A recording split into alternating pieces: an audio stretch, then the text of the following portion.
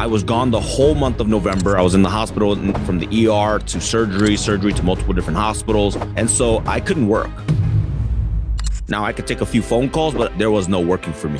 A couple things happened. Number one, the business ran because I had already put into place the right people, the right leadership, the right staffing to continue the business and have it run. That's the beautiful thing, because when you play small, if you're sick or you're in the hospital for a month, chances are your business goes belly up because you're the salesperson, the customer service, the fulfiller, everything. Luckily, I was really just more of the guidance, the vision, most of the time just the financier. All right, welcome to an episode of Real Estate vs. Technology Unleashed. I'm super excited for today's episode. We're going to go to the Bay Area, California, where I was born and raised with someone that is a powerhouse, someone that is crushing it in the world of real estate. Everything from buying, renting, and helping you make money. He's flipping homes, he's giving you education, and he is with some of the greats. Right before we got on air, he's talking about how he's working with Peace Morby on some things, and this man's a family man. I can't wait to get into his story. We appreciate your time today. Hey, man, I really appreciate it. I'm happy to come on here and share. Big fan of yours, your company, and everything you guys do. So let me know how I can help your audience. Likewise, bro. Likewise. No, it's crazy because, come from the Bay Area, San Francisco.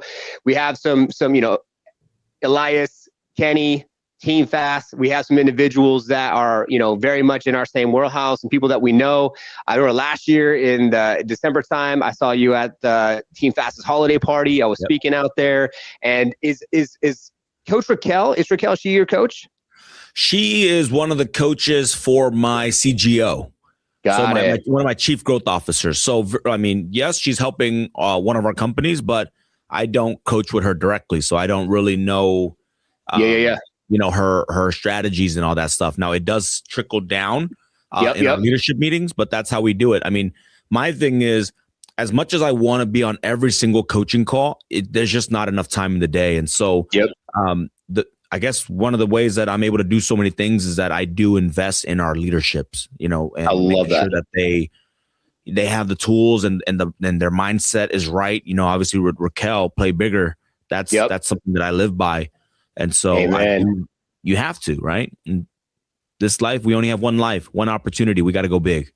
Yeah, 100%. I love that. And before we get into like your story, everything else, there's just something that hit. And I think that people out there can relate to this situation, because I feel like some people think that there's just like hustle culture. You got to like hustle so hard and you got to put in so much time and you're working 16, 17, 18 hours a day. You're not getting very much sleep and what have you. And there's something about balance, right? And I remember talking with you last Christmas, 2020, I believe it was 2025 going into 2024 going into 2025. And you went to the hospital, man. And I think this is a good place to start, just because, I want to hit them, the viewers and listeners out there real hard first. Get into your story as far as, what led up to that point, to then what you had to change in your life, leveraging your team, leadership, technology. And then we could backtrack and get into your story as far as a catalyst to getting into real estate. But I really want to hear that personally, but I also want to share with the viewers and listeners as much you wish to share. Yeah. So like 2024 was one of the greatest years for me, I would say. Not health-wise. Granted, I guess the doctors still don't know how I got what I got. And for those listening, I have a scar from my hand all the way up to my shoulders and then the inside of my bicep, right? Yeah. I caught a flesh-eating bacteria, which is usually caused by some kind of trauma, a cut, or something dropping on your arm and smashing it, right? So they don't know where that came from. Now, there are some clues. Obviously, my kids are young. They get sick all the time. And, being go, and, being the high performer that I am and not taking the break, I guess my body was already kind of weak, right? And susceptible to getting the pneumonia. And so I did catch pneumonia. I did have to deal with that too. I went to urgent care and they told me I had the flu. They gave me the flu stuff and that does nothing. If they had prescribed me antibiotics, I probably would have been like A-okay and not have this gnarly scar. But that's okay. Because life doesn't happen to you, it happens for you. And it took me out. I was gone the whole month of November. I was in the hospital from the ER to surgery to multiple different hospitals. And so I couldn't work. Now I could take a few phone calls, but honestly, there was no working for me. But a couple things happened. Number one, the business ran because I had already put into place the right people, the right leadership, the right staffing to continue the business and have it run. I'm not the CEO of any one of my companies. I don't want to be. I just want to be the owner, right? And luckily, I knew that maybe about 4 years ago, and that's why I started to transition and hire people. And I do have a big team. I'm not going to lie to you. I have a massive team. I have like more employees than I ever thought I would have. Wow. That's the beautiful thing, because when you play small, if you're sick or you're in the hospital for a month, chances are your business goes belly up because you're the salesperson, the customer service, the fulfiller, everything. With me, luckily, I was really just more of the guidance, the vision, and most of the time just the financier, right? And so when I came out and when I met you and I said, I'm going to double down harder on this, I'm actually going to hire way more people. And I did just that. And I hired some great individuals with, big degrees from Berkeley School of Haas and all that stuff. And I was like, damn, I don't know if I can afford this, but that's the old mindset, right? Yeah. But then now, I said, look what we were able to do with a team with their experience. But now I'm hiring people who already have either the skill already in place, so I don't have to train them, which reduces time, which then speeds up the process. And then, they just come in way smarter than me. Wow. And so they come in and were able to launch a company from 0 to $1 million really quick. Right? It's because they've done it before. They come with so much more experience, and it comes at a price. Yeah. So that's the thing I learned, right? And so from the time I spoke with you back in December of 2024, I think that was, now a little over a year later, I can truly say they were worth every single penny. Wow. And that's kind of my thing now. It's like, I will pay for talent. I will pay for speed. And that's what this taught me, right? So that I can step back and do other things. I'm not done, Norman. Like, my thing is that I don't know what retirement looks like. I don't know what stopping looks like. I don't know what a 3-week vacation looks like, because that's not important to me. Right. Yeah. I do like to build. I do like to spend time with my family. And so I'm going to keep doing it, but I'm only going to do the things that I love and the things that I truly get joy out of. And so all the mundane stuff of life and business, I'm not touching it. And that's the truth. Like, even with the flips now, I rarely go out to the projects unless it's for the show and I have to go film it. Wow. Dude, hats off, kudos to you, and congratulations on all the success. And I think for the viewers and listeners out there, the reason why I wanted to start there is because there's so many individuals that just can't let go. They're so concerned about it being perfect, and instead of it being perfectly unperfect, it has to be perfect for them, and it has to be a certain type of way, and they just can't let go. And the fact that you are living proof that letting go makes more sense than trying to hold on to everything. And whether it's something as simple as like Liftoff Agent, who sponsors the show, and hiring a company like that to help you maximize and strategize and get more focused with your online marketing, or hiring the CEO to your own company. I mean, dude, and what has that done for you to be with your family and have that time with those precious moments you'll never get back? I mean, it does a lot, but but bringing it back to the business too, because obviously now I have more time, the family's going to prosper. Yeah. But actually, I think for the viewers, they're probably thinking, well, what the hell? Like, if I hire somebody and let's say my revenue is only netting me $250,000, and now you're telling me to go hire a CEO for $200,000, and now I'm only going to make $50,000, and I'm the owner of the company. How does that make sense? Well, I understand, but the thing is that it's a mindset issue, right? So now you got this person, as long as you hire correctly and they have the skills and they've done it before, he's going to take your company that was only making $250 to now probably $350, and then $450, $500, and so on and so forth. And so you have to understand that, like you hear this all the time, delayed gratification is everything. So can you delay your gratification to making that $250,000 that you were going to make by not hiring a CEO and putting that in your pocket and running your company? Or are you willing to put 200 aside, live off the 50, and watch by year 3, watch you make 250, 300,000, not lifting a finger, but it's delayed. Now, you brought up something in the very beginning, the hustle culture. I think that there is a chapter in your life, mostly in the early chapters, you have to adopt the hustle culture, because unless you come from money and connections, you got to build it somehow, some way. Okay. And so, and here's what the 14 hours, I actually probably work closer to 14, 16 hours every single day for the first 3-4 years. But here's what it looked like. The first 6 hours was education. Right. And then the other 3 hours was probably me dicking around, because let's face it, you're young, you're new, you don't know what the hell you're doing. You're probably doing shit that you're not supposed to be doing. So that you already have a wastage, right? So your 15-hour days, 5 hours, 30% is going to be for in like things that no focus. You're not supposed to be doing it. The other 5 is really like maybe learning the contracts, learning the systems, learning the product, learning how to write, like in real estate, learning the market, knowing what this neighborhood sells for, what that neighborhood price per square foot is, you have to learn. And then the next 5 hours is actual work that is maybe, in front of the client, or doing the open house, or door knocking and cold calling. Right. So that's what it is. And then eventually in year 3 or year 4, now you're down to 10 hours because, number one, you're not wasting time doing things that you're not supposed to be doing. And then also you don't have to constantly relearn how to write a contract, how to like what things are selling for in this neighborhood. What's the HOA of that condominium building? What kind of amenities does that condominium have? You don't have to learn those things, right? Yep. And so naturally you will work less, or at least you have the option to work less.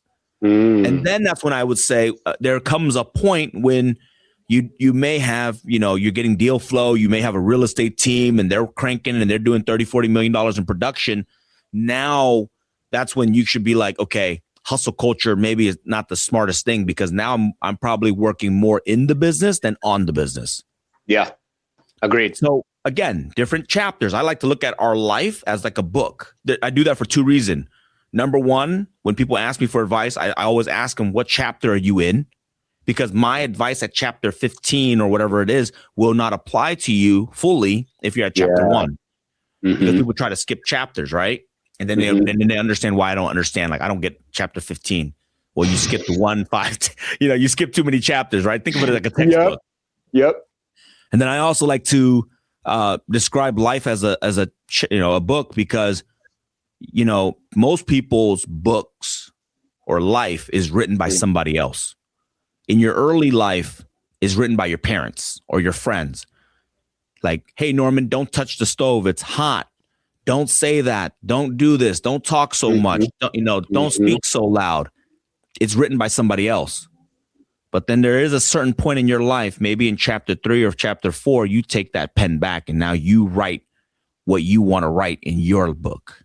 I love that. So, I give this as an example. Some people always say, like back then, they always said I was dumb because I failed ESL, English as a second language, like 4 or 5 times. I just, because Vietnamese was actually my first language. So Brian's stupid, right? Brian's fat. Brian's too dark. On and on and on. And these are real things that people said. But the lucky thing about me was I took that pen back and I rewrote my life to say that Brian is successful. Brian is a good business person. Brian is capable of running X, Y, and Z. Brian can have this many employees, but most people never take the pencil back. And that's why they don't go anywhere, Dropping bombs, bro. Super fire. I love how you tied it back in, value first, service first. And so I hope the viewers, listeners out there could take that analogy and take that pen back and continue writing in the book. So it's not like you have chapter 2, 3, 4, 5 blank and you're like, or it's written by someone else. I think that's so smart. And more and more people are starting to wake up. I feel like they're waking up. They're like, all right, what do I want to do? What do I want to be? How do I want to operate this life that I live and be able to have control and be able to be with my family and have that special time that I'll never have back again. And it's right. I mean, hustle culture for the first probably 5, 6, 7, 8 years myself. Yeah. Just in the trenches. And then it was a blessing because now when I have my daughter who's 7, I can be able to be there for her and have those magical moments and take her internationally to travel and see things that she would never saw that I never saw growing up. I mean, let me ask you this. Would you take back those first 7 years? Oh no. If you can, I mean, so much, you can't. So much fun. You can't. You know, like the getting punched in the face and, failing. They weren't actual failures. I mean, looking at you, I can tell you never quit. Never. And so it only sucks if like people always, the people that when I ask them that, I said, would you redo it? And they say yes, it's because they actually aren't in that industry anymore and they actually quit. But if we didn't quit, I'm like, dude, I needed those lessons from the first 7 years. Oh, dude, I got one even better for you. So yesterday I'm sitting over here in the podcast studio and I'm going through my YouTube channel and I'm like going back 6 years and I filmed 3 years of my life, everything from my daughter's birth, proposal, you name it, moving to Arizona, I'm buying this house, the whole 9 yards. And I'm watching some of this shit. I'm just like, what the fuck am I talking about? Like, it was just so cringeworthy. I was all over the place. It wasn't organized. And so I can still go back to those chapters, and that because technically I was going through the videos because God rest her soul, just lost my grandmother. So we'll be out there for her funeral. We'll be in across the bay in San Mateo. That's where she lived. And so I was looking for some videos to be able to put together a little compilation or something for her, the day of to share with the family. And so I was like, oh my God. And my wife's like, I told you. I'm like, man, I must have been fucking stubborn, but I never stopped, and looking at your show and what you're doing, and I could look back at it and be like, all right, now I know what I need to do different to then come back even stronger. Yeah, I mean, honestly, I don't know many people that can jump into something new and be good at it right off the bat. Amen. I think, and so you can't take those years when they were cringe and all that stuff back. That's how we develop and that's how we learn. Yes. Right. We watch it and I'm like, okay, that was cringe. I'm not going to do that shit again. Right. Yep. People ask me all the time, like, oh man, you're so good on video. I'm like, I don't think I am, but I know I'm better than where I was because we're learning. And I'm like, dude, I know what I was doing in the beginning. I'm just not afraid to fail, man. I'm not afraid to look like a dumbass. Yeah. And I think that's why we're able to excel and I'm able to let go because I already go into the room thinking I'm the dumbest person. Not because I'm dumb, but because if I do that, then I'm open to learning. Yeah. But if I go into the room thinking I'm the hot shot and I'm the coolest guy, whatever it is, I mean, shit, you close the door. Yeah. It's funny because I was at a networking event yesterday. It was one of my hard money lenders. There was their client appreciation. She actually printed out stickers, investors, developer, lender, or newbie. I took the newbie. It actually backfired because then nobody wanted to talk to me thinking I was a newbie. But I was like, I want to be the newbie because I want to learn.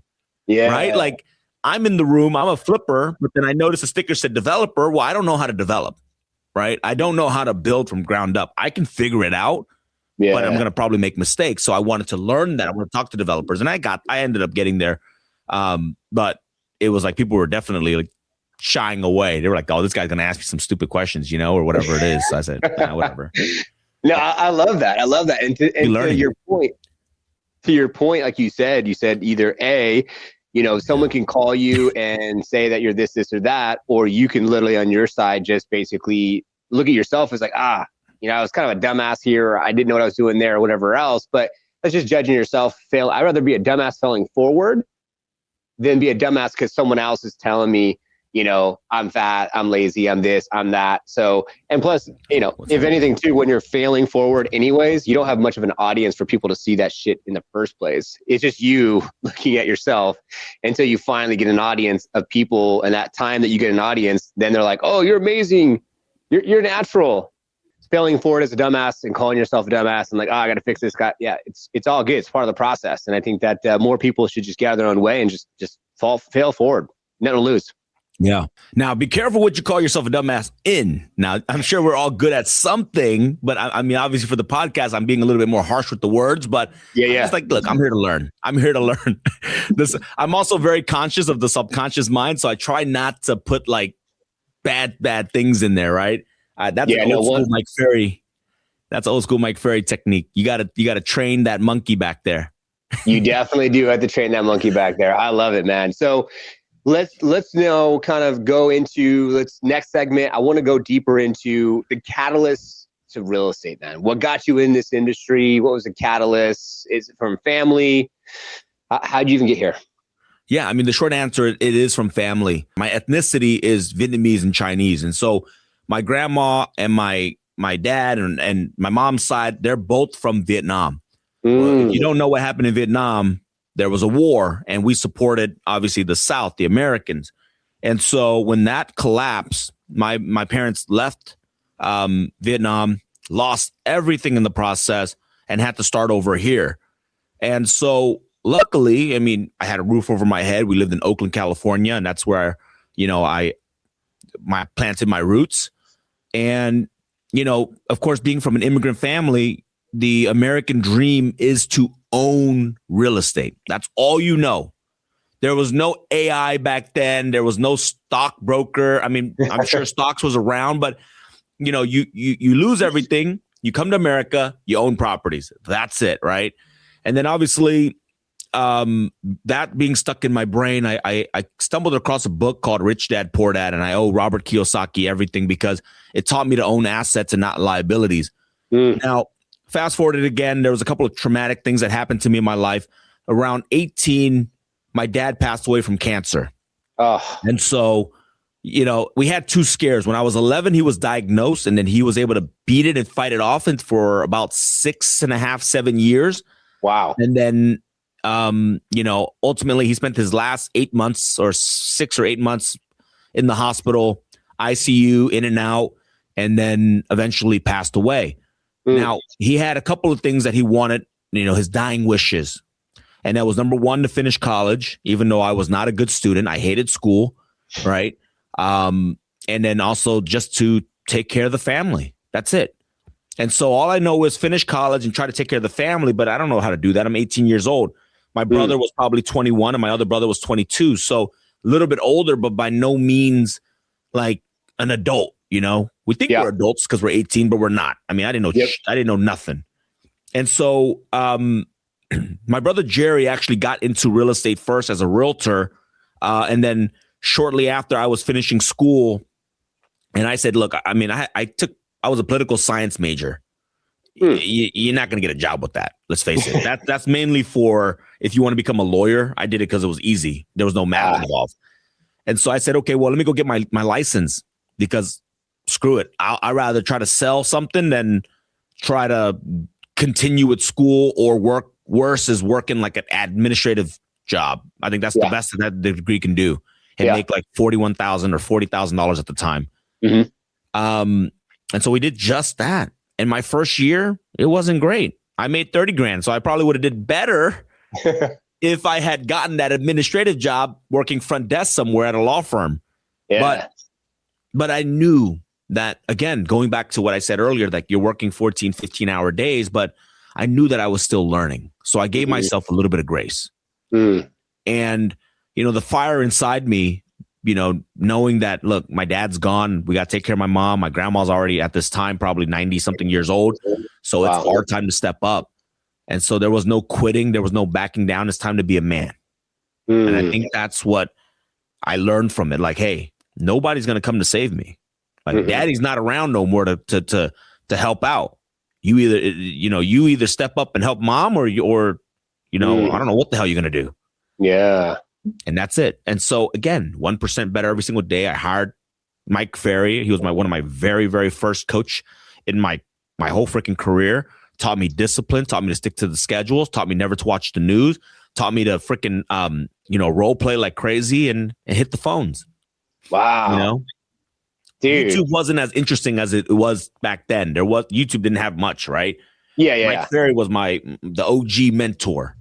Yeah. I mean, there's basic fundamentals that he teaches outside of like Tom Ferry before a lot of the internet and online marketing strategies, videos, all that type of stuff. So, but that's cool, man. I mean, you're definitely making your dad proud and then some, bro. I mean, you appreciate definitely shooting like what is the fuel that drives your fire to go as big as you're going with the employees, the teams, the staff? Like, what is it?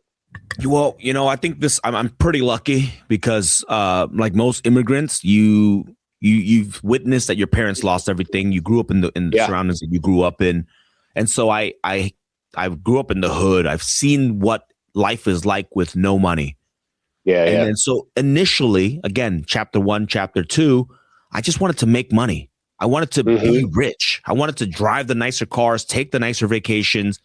I'm not going to lie to you. Like that's real. And then be able to help my mom. Right. That's it. Simple, nothing complicated. And then guess what? You do that. And then you realize like, okay, well, what's next?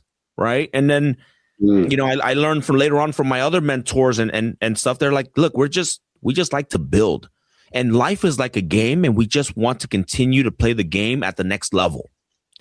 And so it's not like I'm better than anybody, but really life will get very boring. Like imagine if you were playing games. I don't know what games you like to play, but let's say I'm playing Grand Theft Auto right now.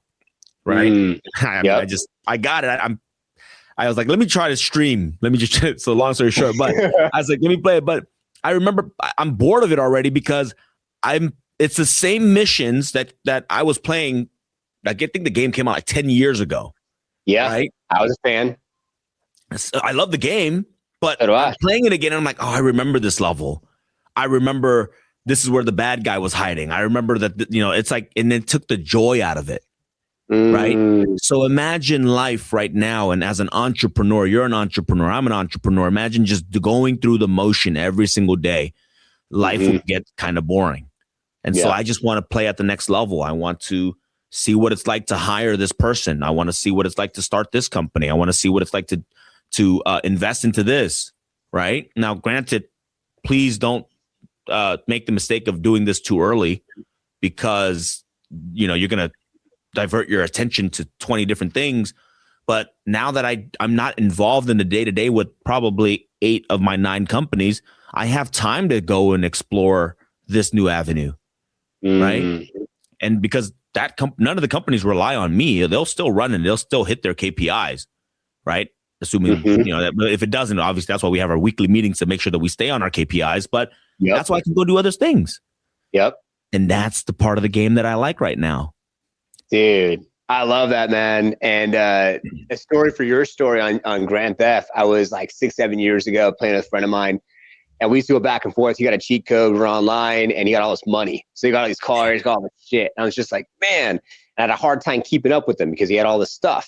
But in real life, I was excited. It was like the real life game of GTA. So all these things were coming and happening, and I was just like, well, I think I'm gonna do real life. I won't let you do the Grand Theft Auto, and God bless, he's an amazing guy. Him and I went in different directions. It's crazy to think because of a couple different catalysts, but the video game. And I'm right there with you, man. I feel like life is full of experiences, and it's cool that you're at a place where you can, anyone can gamify it. But what I'm saying is you're at a place where you understand KPIs out of the 8 to 9 companies. You have the CEOs where you could dip your toe here and there and kind of play around a little bit to see how things work and see if it even is something that tickles your fancy and gives you something that makes you feel like excited when you wake up, the next day. Now, question for you though, because I know that, you said be careful and just like as you start to go into different directions, diversify, because, you got to get one thing, get success, hire the team, have the KPIs to get the next. Now, do your 8 to 9 things all run in parallel and all serve and support each other in one way or another? The company. I would say 7 of them run pretty parallel. So obviously we own the brokerage. The brokerage has a bunch of agents and they refer for property management. So we launch property management, and then the flipping is it's real estate at the end of the day. It's kind of very much the same. And then wholesaling is just another form of flipping. You're just not actually doing any of the work. So that's the core. And then we have, rental properties, because obviously coming from an agent background, knowing how to analyze deals, knowing to buy the right properties, you buy rental properties not only to get cash flow, but depreciation in our taxes, because I am a real estate professional. So I do get a lot of bonuses that come with that. And then we have the media company, which is mainly for the realtors, because what I realized was that, we did $313 million in sales last year. 60% were buyers, 40% were listings. I'm like, okay, well, shit, we're hiring this other company to shoot all the photos. Why don't I just bring that in-house, and they can still shoot for other companies. They shoot for a lot of our I wouldn't even call them competitors, our colleagues nearby, but also internally for our team. And so that's one of the businesses. So that runs basically, they kind of feed each other, right? Yeah. And then, the only ones that aren't really kind of parallel, it would be I own coffee shops. Yeah. That was just something that I did back in 2016. And we just kept You got to keep them caffeinated, bro. Yeah, you have to. Honestly, I just drink Monsters now. I don't even drink coffee anymore. Once you kind of own stuff, you just don't drink it anymore. At one point, I just sold off the boba shop, but I used to drink boba a lot. And then once I owned one and I saw how much sugar went into it, I'm like, nah, I don't want to drink this stuff no more. But that. I scaled down too. I started to scale down some of the brick and mortar stores and to focus, again, to try to keep it more in line with what we're already doing. Because the beautiful thing is that like within the real estate companies, the CEO of those companies talk to each other and they can really help support each other. And then that's why it grows the way that it grows. Yeah. So that I would say do that. Don't just go full left field and be like, if I'm in real estate and all of a sudden I'm going to do, I don't know, what's far left than that, like dry cleaner. Yeah, dry cleaners, like something like that, it's like something you know nothing about. Whereas with real estate, I'm not like, again, going back into the early days where you have to learn like, okay, what's a cap rate? What's like, what makes a good deal? You already learned that as a realtor. So now we're just adding things on so we don't have to like learn it again. It's not a new product.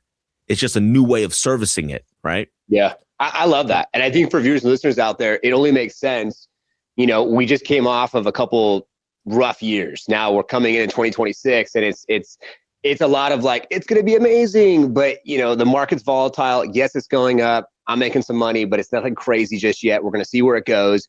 But that's where I feel like these agents need to have doors and, long-term, short-term, whatever, Airbnb, vacation rentals, if you want to use them yourself or long-term.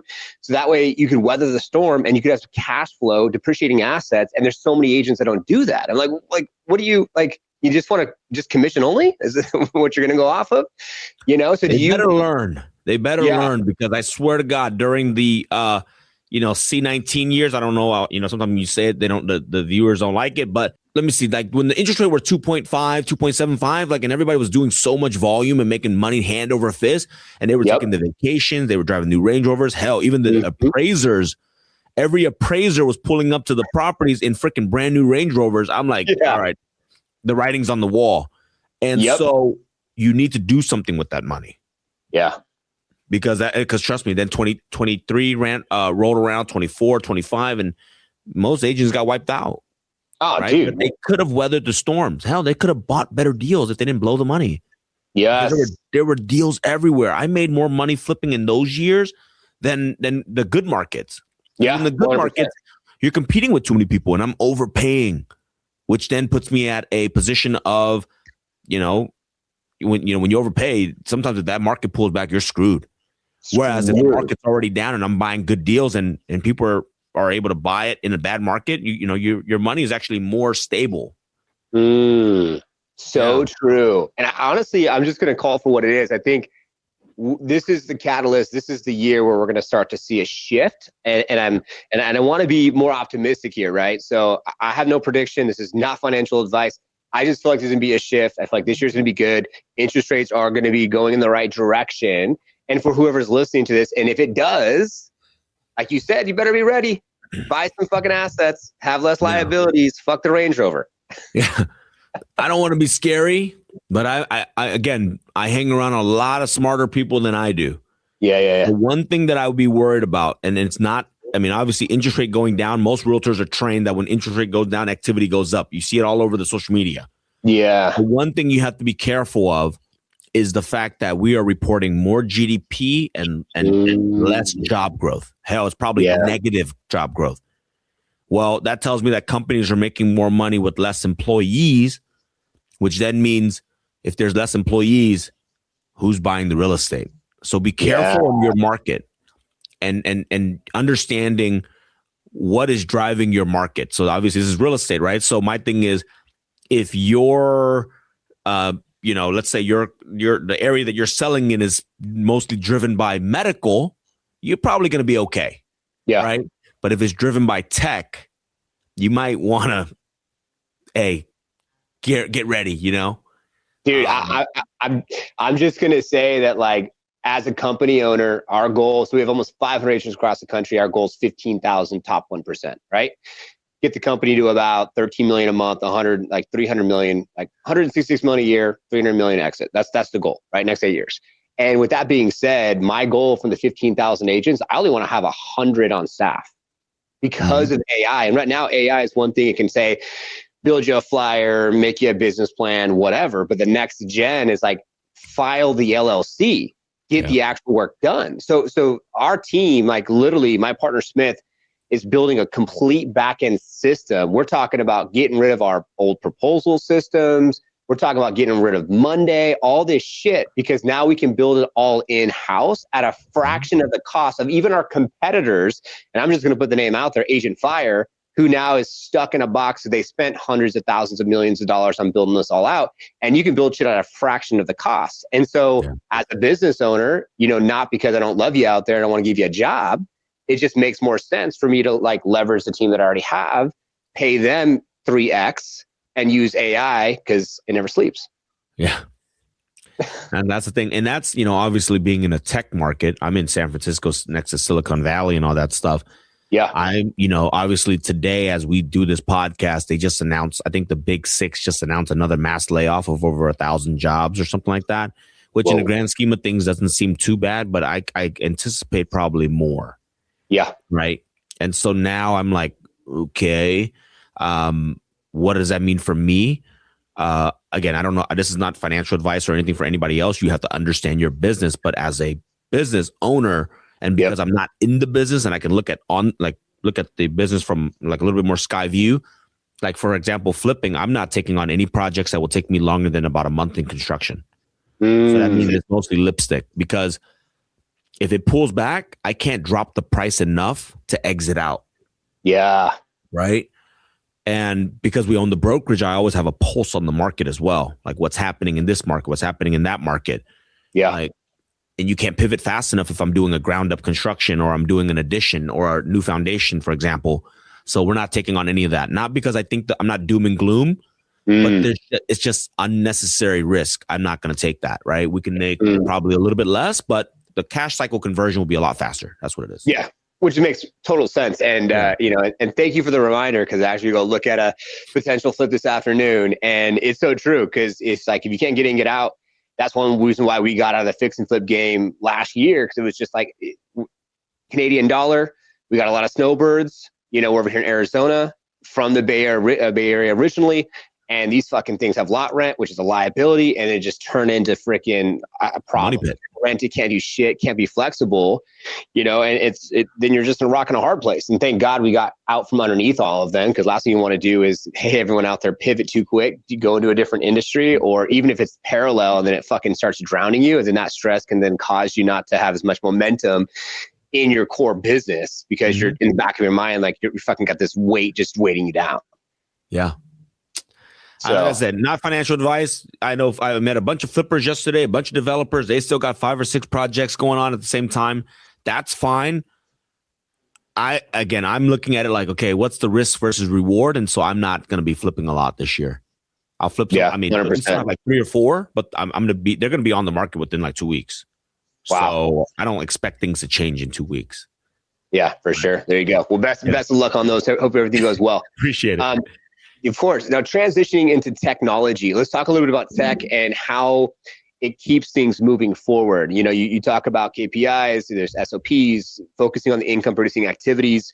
What type of tech tools and things do you use, or what is your tech stack, should I say, within your business to keep agents performing, you being able to look at something and see what's going on, keep your finger on the pulse of the company? What are some tools that you use that potentially viewers and listeners can also potentially use? I'm probably the worst person to ask, because I'm not in the day-to-day. They just give me the data. I don't really know how they're getting it. I know a little bit, right? Obviously, we're a brand under side. Their technology, the reason why Side is probably one of the best is because they pay for all that stuff for you already. And so they put it all in one app. The Side app, I can pull up any individual's agent production. I can see where the business came from. I can see whether the business came from open houses, sphere of influence, all that stuff. And so, and it's all in one dashboard. So the problem with, obviously technology is that sometimes you're using 5 different programs and it gets kind of like, oh shit, we got to open this one to find that. With the side app, it's all in one place. So I can help agents. I can better understand where their business is coming from to better help them.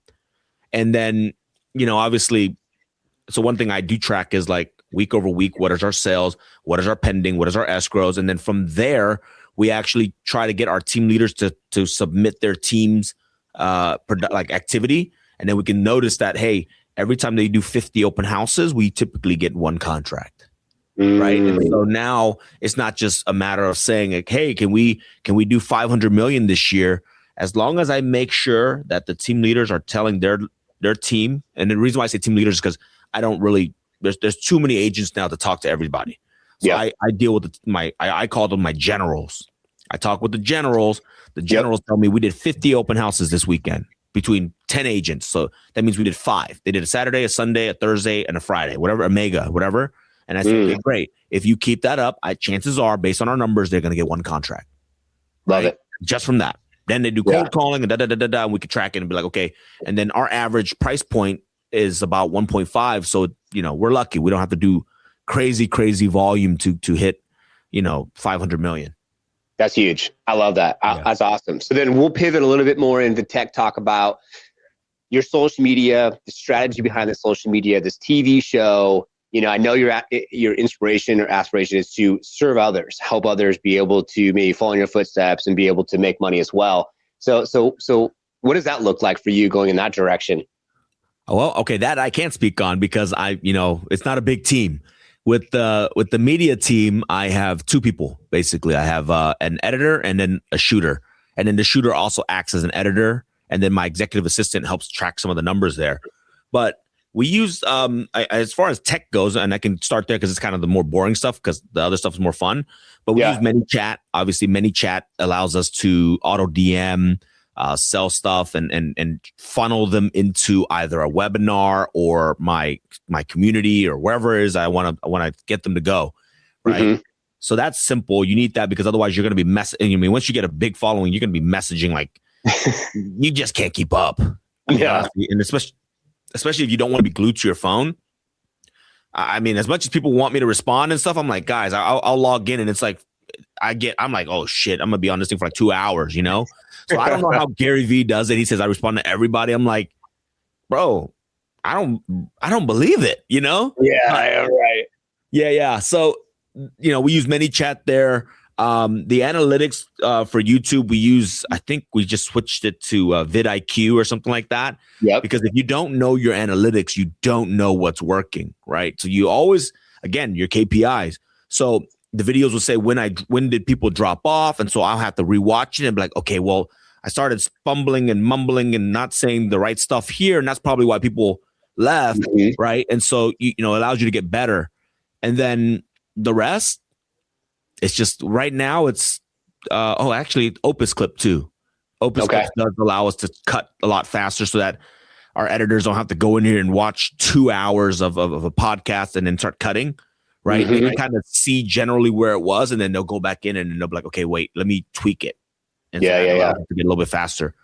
As far as like social media goes, I mean, I've been doing it for since forever. I've been on Instagram since forever, but I would say seriously, about 3 years ago.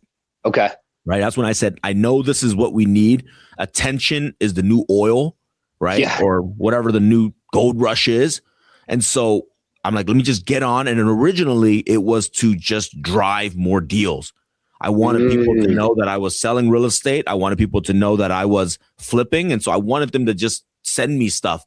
And the only way they can do that is if I show the world or tell people what I'm doing. And then now it kind of just grew into that. Plus, I mean, honestly, we recruit from my social media because people start to, they now kind of know who I am. They built a trust over these years. They're like, yo, that if you want to join real estate, join that guy. And so I hire a lot from social media. I get a lot of deals from social media. And I'm not talking about just flips, rentals, ground up construction. I get everything. And then now it's the new resume.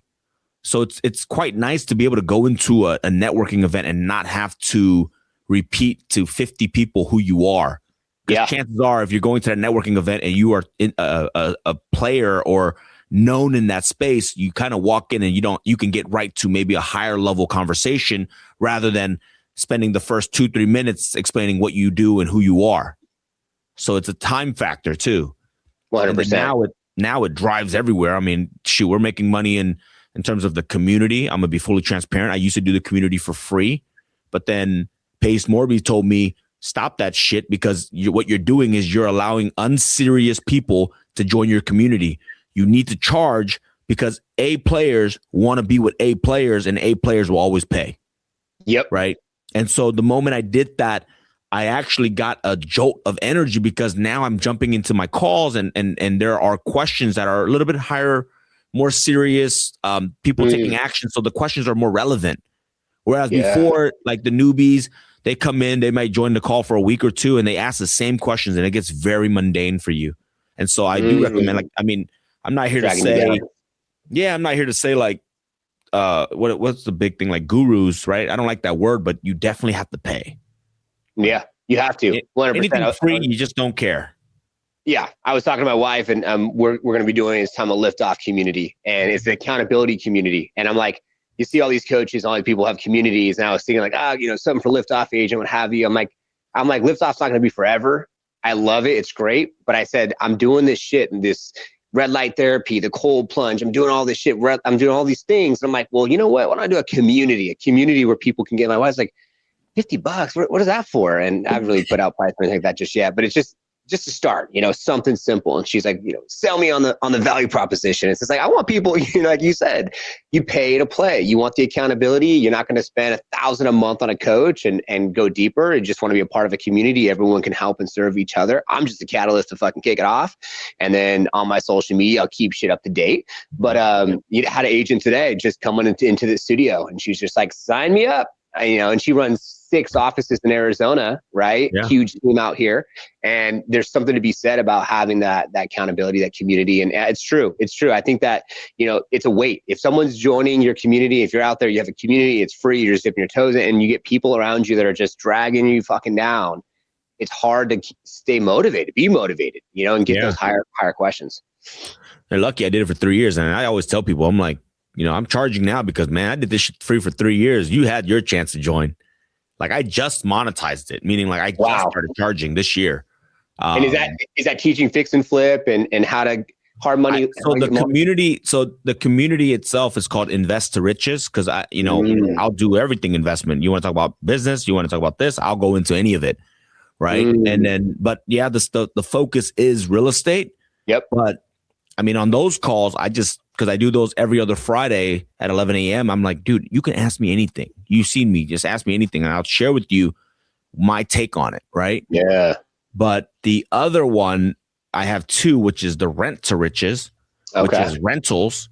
That's primarily focused on buying rental properties, hiring property managers, and all that stuff. And then we have Flip to Riches. So there's damn. So it goes Invest to Riches is the umbrella, and then from that it goes Rent to Riches here, Flip to Riches here, and then the flipping and wholesaling's focus more on the Flip to Riches. Dude, congratulations, man. True servant's heart over here, serving, supporting, helping. It's interesting. I've been seeing some of the stuff too, a little bit with Peace Morby, and he's talking now about, buying the land and getting these vacation type spots, and, people could just drive their trailers on them, or, what have you. He's going to a completely different direction. It seems like kind of what he's up to, what he's doing, but it's like, hey, experience, try new things, see what gets you excited, throughout the day. But what's your goal? When you think about serving, supporting, do you have like a target, a KPI of like how many families, people you want to serve that can have generational wealth? Have you ever thought about that from a high level perspective? I mean, honestly, I listened to Tony Robbins, and he said that he was able to feed like 62 billion people. And originally he was only able to do 1 billion himself. So that means he gave out $1 billion worth of meals. And so I know I'm gonna tie back, trust me. So my thing is that, like, obviously if I can get that, like if I can serve 1 billion meals, and that's ultimately the goal, that's the real goal, is to like help people in need. I will need to, I don't know what that looks like yet in terms of how many millionaires I need to create. Right. And so I haven't really reverse engineered it yet because this is a new concept. Originally, I'm just doing it because I'm like, hey, the more people I can help, it's like, it's not like I'm doing anything more than I'm already doing. Like I'm already doing the real estate. So I don't mind jumping on a 1 hour Zoom a week to just talk shop. Right. But now I'm like, okay, well, actually, let me figure this out. Let me actually see how many millionaires we have to create in real estate. That's my space to be able to, give back to the world. I love that, dude. That's what we're trying to do. I mean, I'm going to start at my goal now is $1 billion. Let's just do that. Because I'm thinking about every meal. I don't know how much a meal will cost. And depending on where you donate it to, maybe Africa might be cheaper than the United States, right? Yep. So maybe that'll cost $1 billion, just say $1 a meal. I hope. So that means that if I can get 1,000, I think that's 1,000 millionaires to donate $1 million, right? Okay. Or maybe that'd be 10,000 millionaires to donate $100,000, something like that. We have to work it out. So I like that. I'll get back to you on that. Maybe on a follow-up podcast a year from now. No, I like that. Yeah, we can definitely get you back on in a year and see where we are with that. Yeah, and see where we are with that. Because one thing coming up for me, this is a quick little mastermind here, is that when I thought about like what you track expands, and the number one thing, if we'll tie it to real estate versus technology here, if the top 10% does 90% of the business across the board in real estate, right? They're tracking KPIs, SOPs, income producing activities, side, technology, forefront first, one dashboard, not many places, one place to focus on specifically what you're doing. Well, that's where I feel like what you do in one area can be in all areas. And what's missing in society as a whole is being able to be accountable and to be able to track what the fuck you're doing. What are you eating and why are you eating it? You know what I'm saying? What are you drinking and why are you drinking it? You know what I'm saying? Like on a daily basis. And so what are you reading and are you reading? And so that's where I feel like this community that I'm coming up with is an opportunity to be the basic catalyst, to not go fucking get on stage and be a bodybuilder, not go and start $1 million company, just a basic. You work a 9 to 5, get into something that can help you be able to start to just think differently and start to be accountable for yourself and your health and for what you're doing, because the fucking powers of be isn't doing that shit. They're not helping us, not serving us, not supporting us in any way at all. It's like, oh, here's your fucking pill Monday through Friday, So we'll see. I'm going to be, now that you're thinking, what you're thinking, now I'm thinking how many people I could serve to on, hundreds of millions and then what that can, transpire it to. But I love that. So you want to feed too. Is that your goal? I go to Asia probably 2 to 3 times a year, and I usually donate to the temples and everything like that. The temples in Asia are in Vietnam, the temples are the orphanages. In the Philippines, there are designated orphanages. So, got it. I mean, when you give to them and you just see like the happiness you can't buy that. I mean, obviously it costs money. I have to give them something, but you can go there, give your time, you can volunteer, you can do something. Yeah. But luckily, I'm in a fortunate place to give rice and toys, and mostly they need food. Toys is a necessity, but it just lights up their day. And so I haven't tracked how many meals I've given. That's not because, again, this is something new to me. Maybe I should start tracking it, but I just do it because it makes me happy. Yeah. And so imagine, instead of just me, and now I attract my friends and my business partners, they see me give, they try to match. I'm like, great. So before, and I've been doing this even before I was rich, and I was only able to give I think $500. Yeah. And it was only like a certain amount, like it was small. It wasn't like a lot. Now I can bring a truckload. Wow. Right. And then it started to get bigger and bigger, not only just because of me, but because of the people I go with, and they have money. And then now it's like 10 people. So imagine if I had 1,000 people, right? Yeah. Or 10,000 or 20,000 people that are in my community that says, I'm like, hey, I'm doing this. If you want, you can do it too, or if not, whatever. But then we're going to make a change. We're going to freaking feed some people. Wow. That's what it is. Dude, I love it, man. Congratulations to you on that side. We have an orphanage in Kenya. and some kids out there that we feed as well and serve and support them. And Pastor Douglas, been keeping in contact for a couple of years, want to go to Africa eventually. And one thing that comes up for me is definitely because the Philippines is, we have 17 over in the Philippines, and we want to expand to 100 in the Philippines. And what I've learned is teaching and serving and supporting and helping them with a mindset of expansion and how to be proactive instead of reactionary, and more importantly, to have the confidence and the charisma and the passion and the willing to go bigger than what they've done or what they've achieved so far. It's amazing how many people around the world think so small, but if you can get them to think a little bit bigger, and then you could paint the picture or just let them just taste it, then dude, it's like, what? And that's our philosophy at Liftoff, is like, hey, let's create CEOs, so it's a department of one, it's a leader of one, and we know the goals, we know the company's goals, we know the client's goals, we know the team's goals. And if each person is set up as a CEO of their own department, they act different, they step different, they show up different. And now the company, we got people, getting fired and hired all on its own. I'm just wow, it's amazing.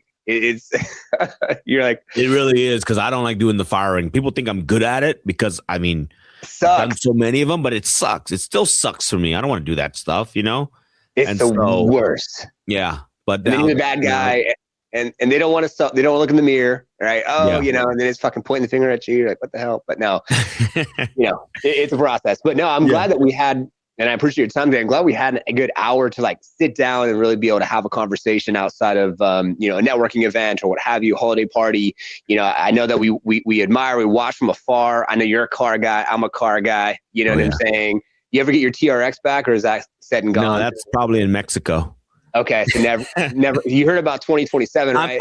I'm going to put an order in for that. I kind of knew they were going to come back. Oh, yeah. That's why I said, you know what? I'm not going to get another one because I'm going to wait. And now this one has 777 horsepower. So it's even, you can get the old TRX to be that fast. You can put, I'm at 8, bro. But it's nice that it's all right, it's stock and it's warranty. Cool. I'll take that. There's a lot of cool cars. I got my radars on, man. This is, trucks. I like everything. Trucks, low cars, you name it. I probably have my favorite in that category. Oh yeah. But that's the difference. People don't understand us. They're like, you have too many freaking cars. I'm like, you have too much shoes. You have too many bags. I invest in what I like. Yes. Right? And and I call it an investment because it brings me joy. I'm at a position now where I think you cannot put a price tag on enjoyment. I've spent 10 years working my ass off. Let me enjoy a little bit, Oh, dude. And the community, bro, we just did our 4th GTR event here. We had 40 cars. It got into a couple different groups. So it ended up being 50 people at my house, 40 cars. We did an amazing run. And it's just getting the people together, and Liftoff sponsored it. We fed all the people, fed 50 people. My buddy's girl came in. She made ramen. It's priceless, bro. There's a level of, community around people that like things, like a car that's like-minded, that takes everything out of the picture, business and family and all. And you just get to be a kid and have fun and talk horsepower numbers or whatever, it's and you know what, GTRs are fast cars. It doesn't have to be a fast car for me to like it either. I think real car guys, there's a car for every kind of mood. Oh yeah. There's cars that I just drive slow. I'm like, this is my cigar car. Right? And it doesn't cost much. In my SL 500, believe it or not, I spent more in repairs and service than the car is freaking worth. That's to show you guys not everything has to make sense. No. The car's worth 10 grand. I spent $5,000. I repainted the front bumper. I put, I needed to replace all the seals, all the mounts and everything like that. I'm like, I don't care. This is my vibe. This is my car. You can't replace it. Oh, the car's only 10 grand. The car's worth 10 grand. But it brings you back to that point, that place in life or memories that you have or whatever else. And so eventually I'm going to be getting some old cars back just because of nostalgia, and it takes you back to that time, that place, whatever. It's like a time capsule, which is freaking awesome, man. But we're at the end of the show now, where I would love to just open the floor to you, man. What, putting bookends, putting a bow tie at the end of the show. What would you like to leave with our viewers and listeners, ending our show, that they can take from today's episode? I mean, I'm going to have to repeat myself, but it's take the pen back, take the pencil back, and start writing the life that you deserve, the life that you've always wanted. And don't let anybody tell you otherwise. You are in control. You have full control. Let's start writing the next couple chapters how you see fit. And I think the rest, I'll leave it up to you guys to determine what that is, because I don't want to sway you.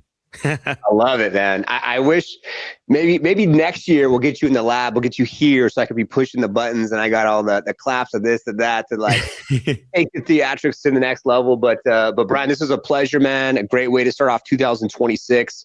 God bless you, your family, your team, all your success. I appreciate your support, watching, checking things out from the sidelines, and would love to be able to have a year, year recap. Get you to Arizona. Maybe you got a trip or something. We'll figure it out. And I'm sure I do. I love Scottsdale. I gotta make enough time, and that's the thing.